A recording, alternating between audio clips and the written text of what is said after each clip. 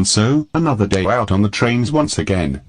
This hobby never ceases to impress all of us. I'm glad that we were able to arrange this special trip to Knockholt today, just so that we can have a special chat together with no one to bother us. And we are grateful that you took us along with you as well. We wouldn't want you to do this by yourself. Just remember that we always have your back, no matter where you are or what you are doing. Sarah's not wrong there.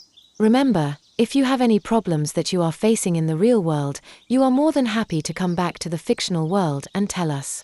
We will do all we can to put things right. I'll make sure to do that, Victoria. Thanks for the advice. Look guys, the camera has officially started, so I guess that we can tell the viewers now on what's going on.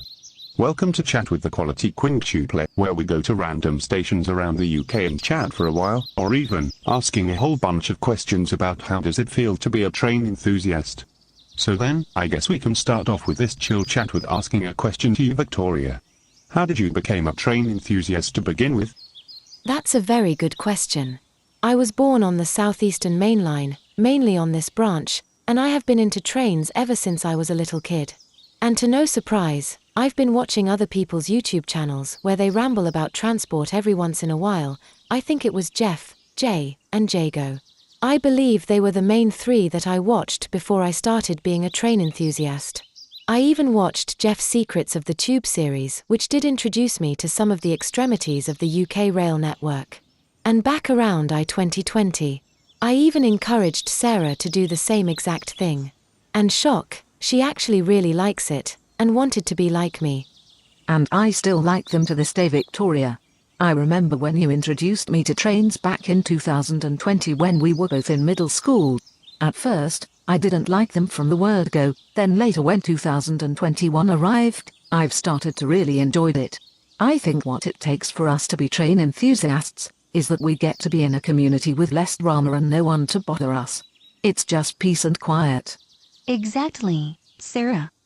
But for me, I was introduced to trains when Sean took me on a ride to celebrate the 40th birthday of Gatwick Express. It's going to be turning 41 years old this year, and I asked him on the train that I wanted myself to be like him, and he said yes.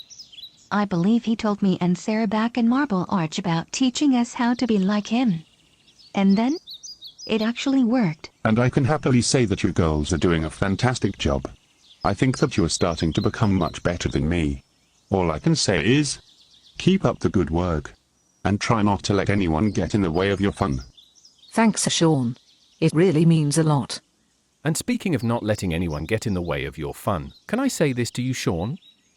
We heard from Sarah that you have been dealing with a lot of problems and issues in the real world. Is this true? Yes, Jeff. It's true.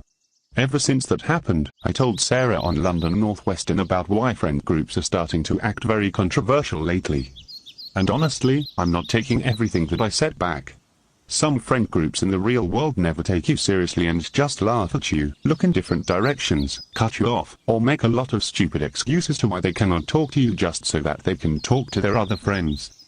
I personally think that it's very selfish of them to do that to you, especially when they try and give a personal experience with anything. I swear, it's like that you are the only person in the real world that actually has common sense and understands more than anyone else.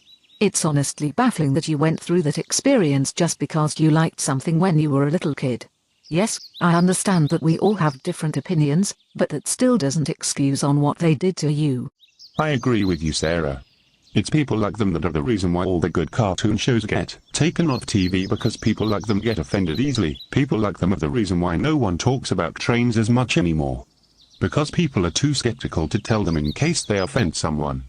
Anyone who did this are absolute wits and they can get lost for all I care. I'm not saying that my real pals are bad in any way, since there are a few of them that I actually trust. I was just giving them constructive criticism and said that what they are doing is not okay. Like lots of people, I'm an introvert. I sometimes can be involved in most situations with them and I tend to spend time by myself. If my real pals are going to continue acting like this, then be my guest.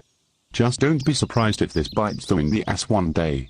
I now learn from Sarah that just because I know a lot of people in the real world doesn't mean that they are my friends. And besides, I don't need them to get involved in any of my train adventures. I just like to be an independent person and just focus on myself and not anyone else. Being by myself allows me to really reflect properly. It allows me to boost up my motivation further, and I actually really like it. I can finally do something by myself with peace and prosperity. It's just peace and quiet. Exactly, Sean. And besides, you still have us and your online friends on your side. So that way, you are not alone. But anyways, let's move on to something different now, since we've been chatting about this for a fair long while. Let's discuss about what we think of Knockholt Station. I'll go first. I'll have to say, I really like this station. This is the main reason as to why I love Zone 6 to 9 and Greater London. Not only does it take you in the middle of nowhere, but also going to parts of London that you've never been before.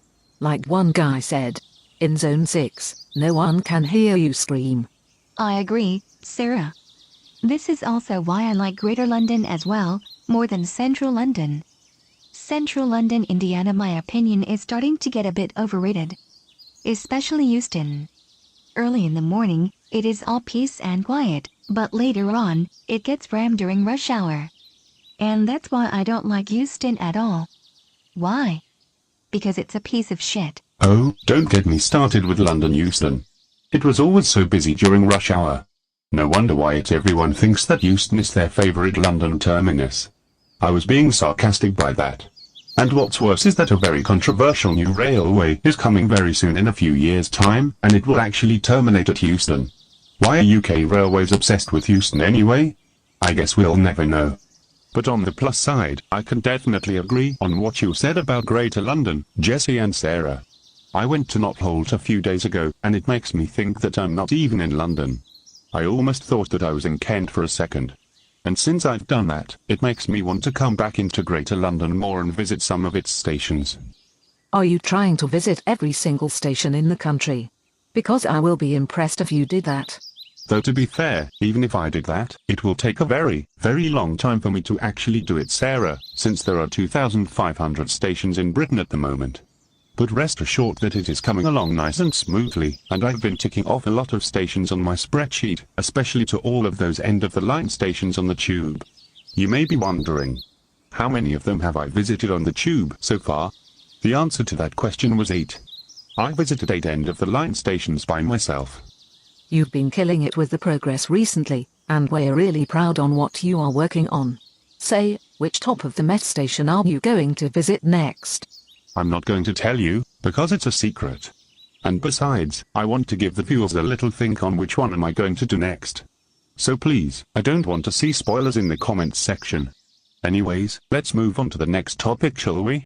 We still got 7 minutes left until our day is concluded. I have a question to you all. Are you ever a fan of train spotting videos? Me personally, probably not, because here's the thing. I'm a train enthusiast, but I am not a train spotter. I don't like sitting at a random UK station and just spot trains. I actually get bored very quickly. I like to be out and about and moving around and transfer myself from one station to another.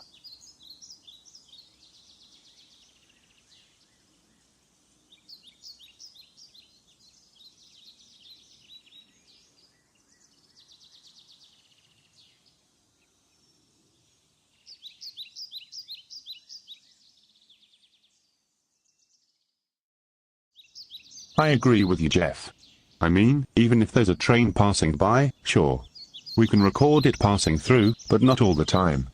We're just more than train riders rather than train spotters. Train spotting videos are not our cup of tea, to be honest. It's just random train spotters that sit at a station for way too long and clipping an entire footage of trains for an hour. Same applies to me as well. I'm not a fan of train spotting videos. I only like train videos, not only with facts about them that you didn't know, but also with a lot of edits put in them as well. Oh well, we all have different opinions.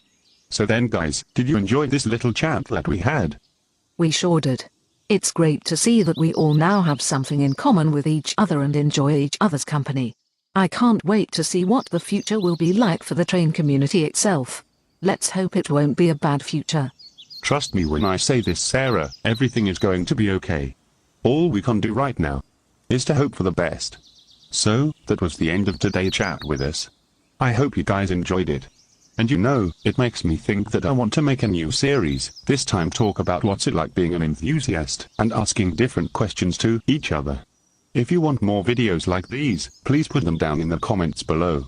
But anyways, what we are going to do now, is that we're going to get the next southeastern train back into the center of town. Thanks for watching.